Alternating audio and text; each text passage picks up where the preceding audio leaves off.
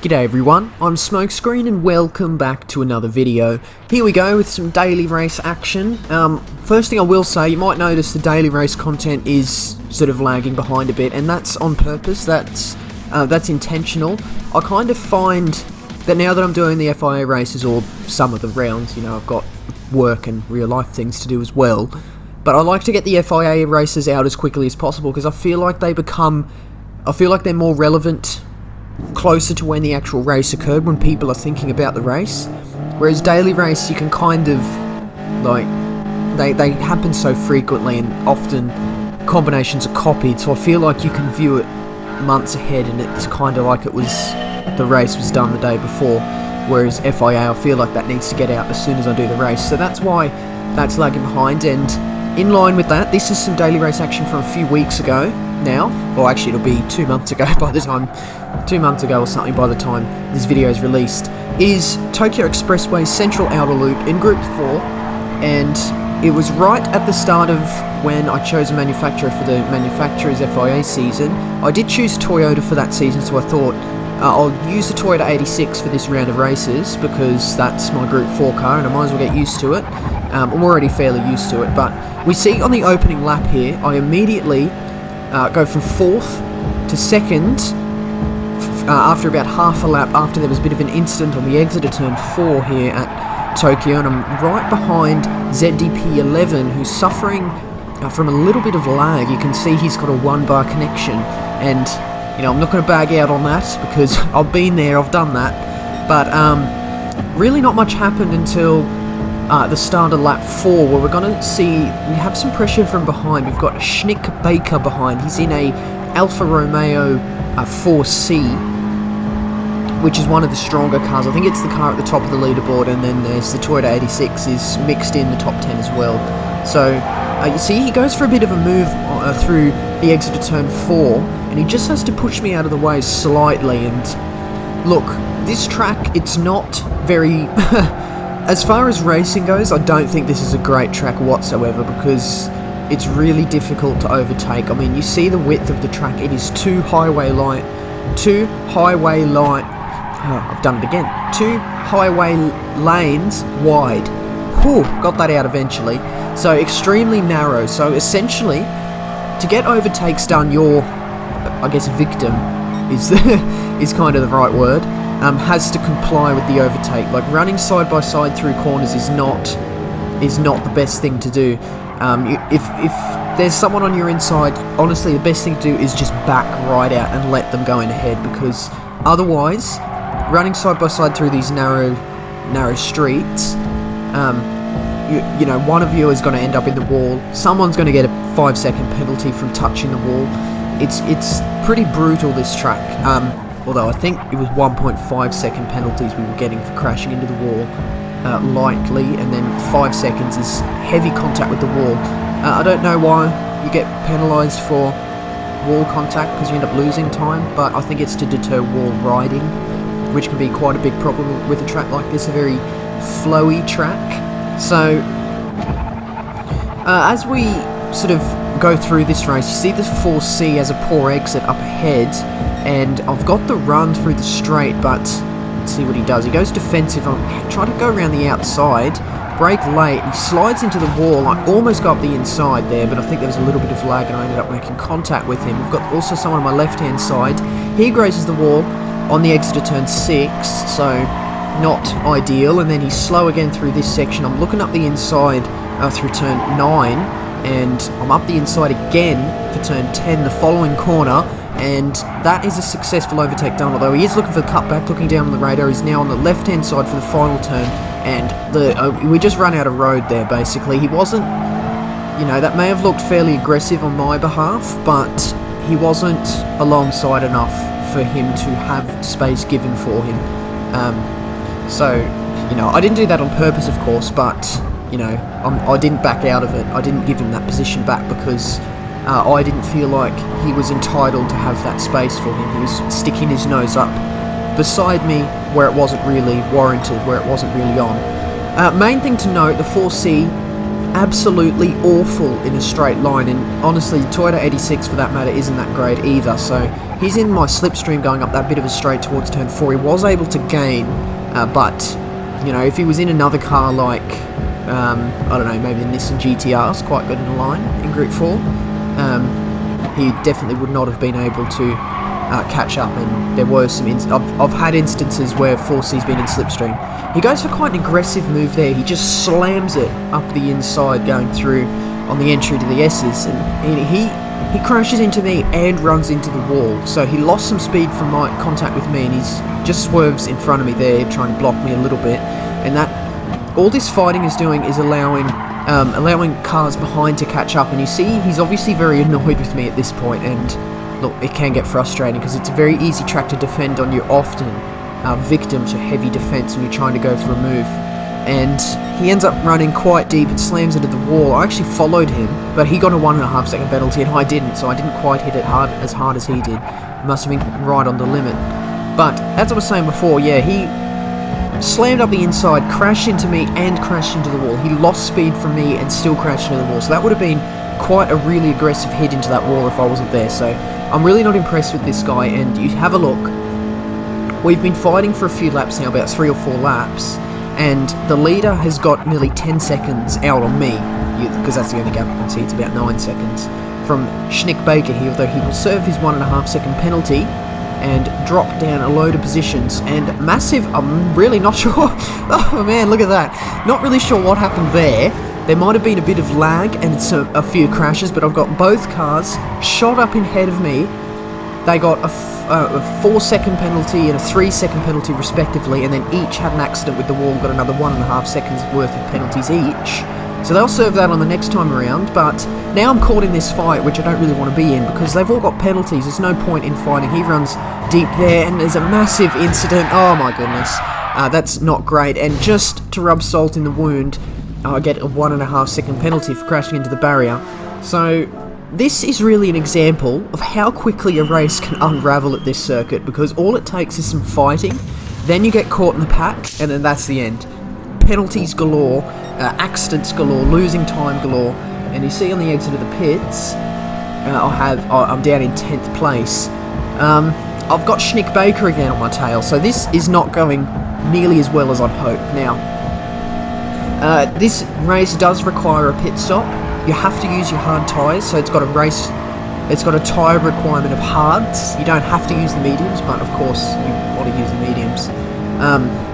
So I needed to go into the pits anyway, and I decided I should go into the pits when I'm already slowed down, so I don't lose more time than I need to.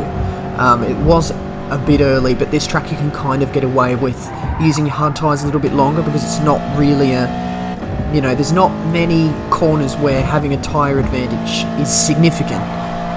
I served my penalty there and immediately get handed another 1 second penalty. If you had a look down in the radar, I think Schnick Baker went into the back of me and then went into the wall and got myself that penalty. He goes into the back of me again and again, a second time on the exit of turn 1, so I'm going to serve those penalties here. I got another one for hitting the wall. I was obviously distracted and frustrated.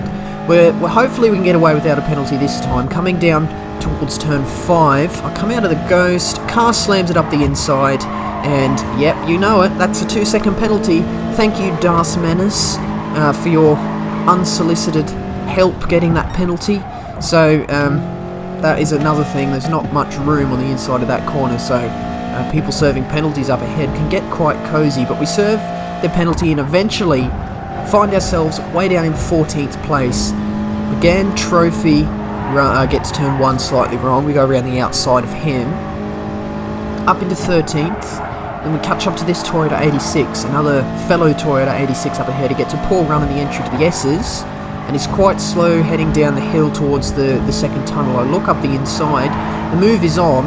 I was side by side coming up to turn 10. There's a yellow flag up ahead as well. That means we're probably going to be greeted by a large accident around the corner, but I think it has cleared itself up by the time we got there. Darth Menace gets a penalty up in 11th, and we find ourselves once again with Schnick Baker, and probably one of the worst gamer tags I've ever seen, Womanizer.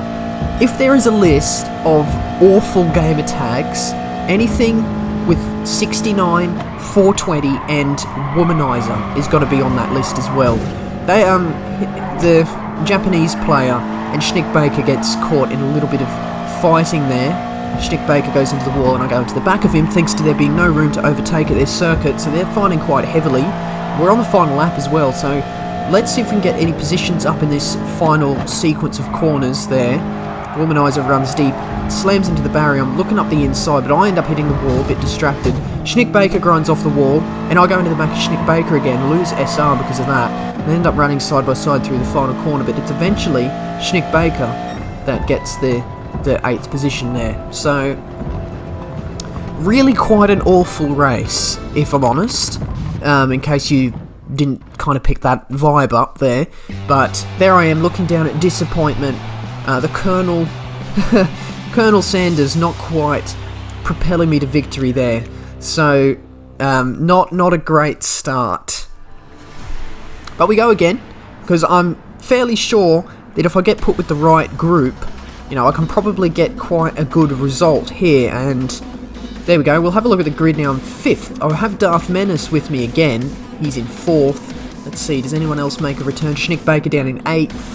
Womanizer is there again, a few positions lower than Schnick as well. We're going to see how this race goes. Hopefully better than the previous race. Darth Menace hits the inside wall going through turn 1. We end up going side by side through turn 2. I don't leave him any room on the exit, so he has to back out, which he did. He complied quite nicely with that move there. Running up towards turn 1 from the next lap as well, I've got Route 86 ahead of me in the Alfa Romeo 4C, going quite slow through the first sector, first sequence of corners, as we head up in the tunnel up towards turn 4. In the slipstream, hopefully, let's have a look and see if the move's on. Do I go for it? No, I just back off a little bit and slot in behind, and he runs wide on the exit and touches the wall, and I end up getting the overtake done on the exit rather than on the entry, and there is minimal, that is, you know, minimising time lost on my behalf. Lap 8, the end of lap 8, is when we decide to pit for tyres, so the medium tyres wearing out quite a bit by the end of lap 8, so we pit for our mandatory hard tyres. You could probably run the whole race on hards, but I think the tyre wear would be quite significant by the end of that. So I'm in 6th, a few people going to the pits actually. I'm up into 3rd momentarily. We'll see if we greet anyone coming through the pit exit as we head onto the main straight.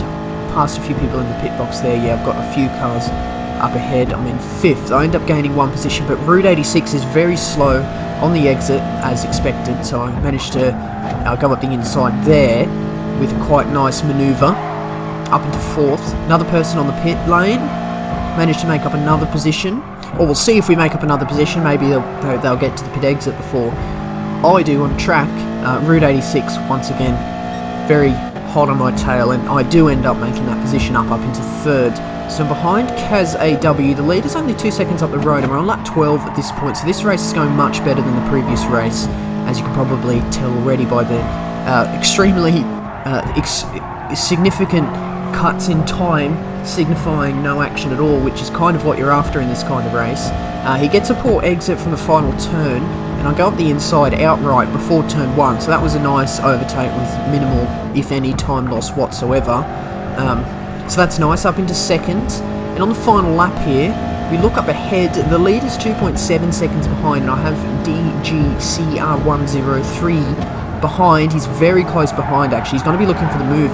As we head up towards turn 6, keep it nice and tight to the inside. The Acer section you can kind of straight line as much as you can, and your car is essentially wide, as wide as the circuit warrants for, in order for no one to get an overtake. We're slightly defensive as we head through the tunnel there. He looks up the inside through turn 10, sorry, and we just shut the door on him. He wasn't alongside far enough. Head around the final corner. It is going to be a 2nd position. 2nd place, much better. Very much happy with that.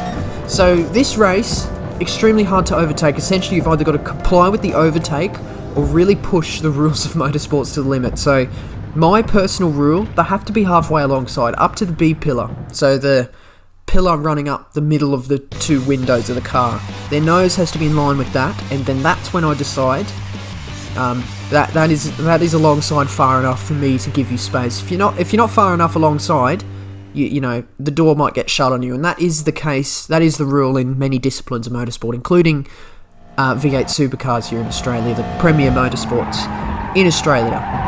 But we didn't settle with the second position. What we did, we went out for another qualifying session. We had a previous best lap of a 1:16.8. We decided to go again. I'm going to show you a lap here. Braking just on when the barrier on the left-hand side changes to clear. Just a dab of the brakes, 5th gear, and you're relying on the tyres. You have to trust the tyres will grip, essentially, through here. Turn 1 and 2. Turn 2 is flat out if you turn in early enough, and then 3 is flat out, of course. Running up towards turn 4, the flying right-hander over a crest. Just as you get over the crest, dab of brakes, keep it in 6th, and on the power nice and early. The track has nice little yellow markers on every apex of the corners, so that kind of helps. Kind of shows you where you are. And you're looking on the right-hand side there. There's it's like a white sign sticking up on the barrier between the two lanes of road. I'm braking on that. Braking just as the white dots on the road start down into the tunnel, and then flat out through this Acer section here, turning in just on the yellow marker on the right hand side, meeting the apex and bringing it out towards the exit, nice and close to the wall on the right, sorry. Braking just as the shadow ends of the tunnel. We actually run a little bit wide through there, lose a little bit of time, but gain on the exit nice and close to that right hand barrier. Braking just on the side of the shadow, turning in nice and early, nice and close to that apex and nice and close to the wall on the exit. And that is a 1:16.1, which is quite a good lap actually. We'll take it, you know. As far as laps go, that's not too bad. I think top times were 1:14. I think that was less than a second off the 10th quickest time in the world.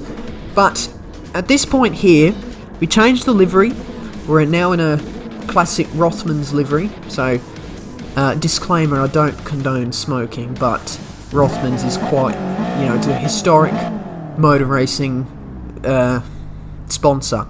You know, it used to be used in Formula 1 all the time. It's also used on the Porsche, let me see if I get this right, 962C, Group C car, the one in the game. But we'll come back to the race now. This is interesting. We have Bodella in second place. He's going to be my main rival for here. Firstly, I put it on pole position, by the way.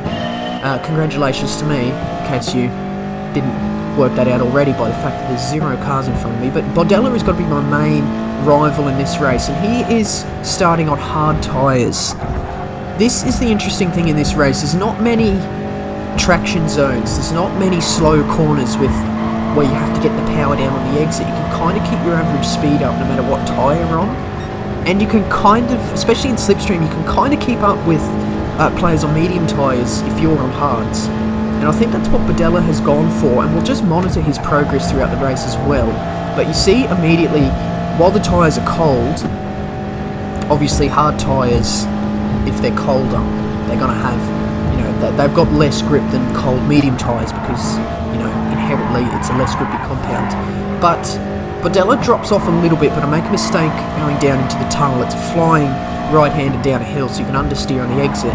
Got to get onto the power dead perfectly in order not to hit the wall. I did make that mistake. Bodella has lost that time again. He's about 8 tenths behind, which of course is still in slipstream, but like I said, there's not many acceleration zones or significant acceleration zones in this track, so slipstream is not that important either. Or, no, I guess that's the wrong way to say it. Slipstream is not that significant. You don't gain in slipstream. You might be able to keep with the player, so that's why I think Bodella decided to go for the hard tyre stint first, as he thought he could keep with me. And he does appear to be doing so as well, coming through turn 1.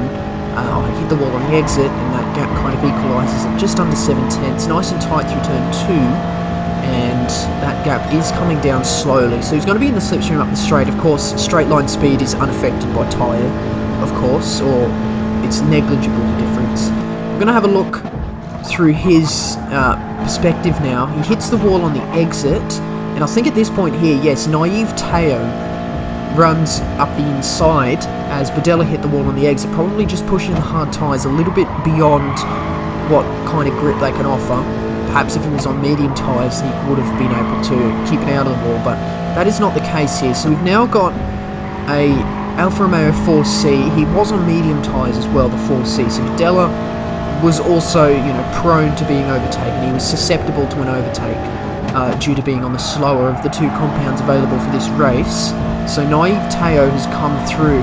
He's in the 4C, which is much stronger through the corners but poorer on the straights compared to the Toyota 86 here. The 86 I've found is a very, very well balanced car. Actually, you know, it might be one of my favourite cars in the game to drive in terms of grip and balance. But we're going to jump ahead to lap 5 because the gap behind to Naive kind of equalised. He wasn't really able to get close enough for me to worry about him, but then on the exit of the final corner through turn 4, I did graze the wall on the exit, and that's when he begins to put himself up into my radar. So this is the lap where we're going to see some of the closest, you know, the closest points in the race where Naive got to me. So coming through turn 2, I make a bit of a mistake on the exit of turn 1 and graze the wall on the exit there. Naive has a bit of a run coming up the straight here. I move over to the right hand side as it's the inside. I park my car in the middle of the road. Because the track is so narrow, when your car is in the middle, it can be difficult if you're behind to decide which side to go, because it's not really, the room on either side of the car is kind of marginal. When you're in the middle of the road, it can be difficult to judge. And coming up through this straight here, up towards turn 5, turn in nice and early actually, get onto the power early as well. Naive gets a fairly similar run through there as well. But coming through the S's section, he just drops off just out of the radar a little bit. He obviously makes a bit of a mistake coming through the right hander at turn 6 up towards the S's, and then as we head down into the tunnel, the gap extends out towards 0.6 of a second. So that there was this lap is the closest for the first 5 laps that Naive got to me, and that's why I decided to show you. It's a very easy track to defend on because you can just kind of meet your apexes and there's no real way past if you're the car behind. But that's going to be lap 5. We're going to skip ahead towards lap 9 when we're going to start to see some pit strategy. So this is a lap later than I went in the previous race. I nearly made a complete hash of the pit entry as well. Luckily it just registered I went into the pits before I slammed into the wall. Rewind that and have a look. See how close I was to that wall on the entry. But Naive stays out that extra lap. So this is an example of pit stop strategy. So on a track that is so difficult to overtake, you really have to, you know, try and use pit stops to get your overtakes done. And Naive tried to go for the overcut. So that is where he stays out an extra lap, tries to get a faster lap than my, I don't know, it's kind of weird to explain. He tries to get a nice fast clean lap around the circuit, which is faster than my out lap on my new set of tyres, but that is hard to do because he would have been on his 10th lap on mediums. I'm on my first lap of hard, so the grip levels are probably fairly comparable. But you see that strategy hasn't quite worked for him, and he's about 1.8 seconds behind as opposed to the sort of 3, 4, 5 tenths of a second. But we're going to rewind the race a little bit and have a look at Bodella's progress through the field, because this is where it begins to get interesting. He's on his hard tyre stints, who's going to be susceptible to overtakes through the course of his stint as well. And this so occurs with the driver Murcielago here. He does end up getting ahead, and they both go into the pits together. So that's the end of lap 8. So that's 8 laps on the hard tyre. Probably would have went in on lap 7 to get that extra lap on the medium. You get the extra lap in your medium stint rather than your hard stint, but they come out of the pits together, and now Bodella is on the front foot now. It's the roles have reversed. Murcielago, I assume, was on medium tyres at the start, as that's generally the more favourable strategy. But now Bodella is going to be on the front foot as well. He's going to be lapping in his medium tyres rather than everyone else around him on the hard tyres. We're going to begin to see how that sort of develops as well. You see, there's me going around the corner, so he's caught up quite a lot of ground to us as well, and that's fair play to him. That's fairly good racing from him. Very nice sort of strategic move. It's often, you know, advantageous to go for a different strategy than your opponents. You can try and outdo them on strategy alone, and that is kind of what Bodella's done here. As we come through turn 1, Naive makes a mistake on the exit. Bodella sort of pounces on that. He was always going to get the overtake done somehow, but he's now up in second with 1.5 seconds behind. Now, I did say before the difference between the medium and the hard is not that significant, but when you're in slipstream and on a faster tyre, you will begin to see just how sort of significant the differing tyre compounds can be, even on a track like this, which doesn't really reward having grippier tyres more than tracks that have sort of long traction zones. So we've got 2 laps to defend from this guy who's well into the slipstream now. We're in the same car, so straight line speed is fairly comparable, although he's in the slipstream, he's going to be gaining down the straights, which he does up towards turn 4, but on the sort of through the mid part of the corner, actually he does hit the wall in the exit, which is not ideal, but he remains in the slipstream, so he kind of remains unaffected, but he's now within 4/10 of me.